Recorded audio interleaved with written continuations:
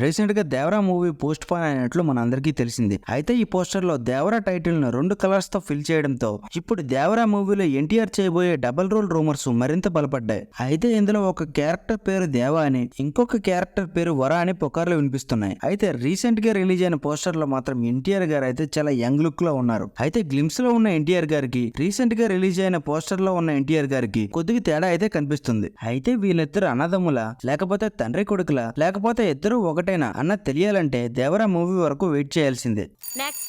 Recent గా Salaar block buster అవడంతో ప్రశాంత్ నీల్ గారికి ఉన్న ప్రెజెంట్ కమిట్మెంట్స్ ప్రకారం అయితే సలార్ పార్ట్ 2 తీస్తారని మనం అందరం అనుకుంటున్నాం. కానీ ప్రశాంత్ నీల్ గారు వేరేలా ఆలోచిస్తున్నారు. మొదట ప్రశాంత్ నీల్ గారు సలార్ 2 కంటే ముందు ఎన్టీఆర్ 31 తర్వాత KGF 3 తీయాలని ప్లాన్ చేసినట్టు తెలుస్తుంది. అయితే దేవరా వార్ 2 షూటింగ్లతో ఎన్టీఆర్ బిజీగా ఉండడంతో ప్రశాంత్ నీల్ ఎన్టీఆర్ తో చేయబోయే మూవీ ఆలస్యమయ్యే ఛాన్స్ ఉంది. కాబట్టి ప్రశాంత్ నీల్ గారు ఈలోపు KGF 3 ని ఫినిష్ చేసే అవకాశం ఉంది. కానీ ఉంబాలా ఫిలిమ్స్ నుండి సలార్ 2 ను త్వరగా కంప్లీట్ చేయాలనే టాక్ అయితే వినిపిస్తుంది. అయితే చూడాలి మరి ప్రశాంత్ నీల్ నుంచి రాబోయే నెక్స్ట్ మూవీ ఏంటి అనేది.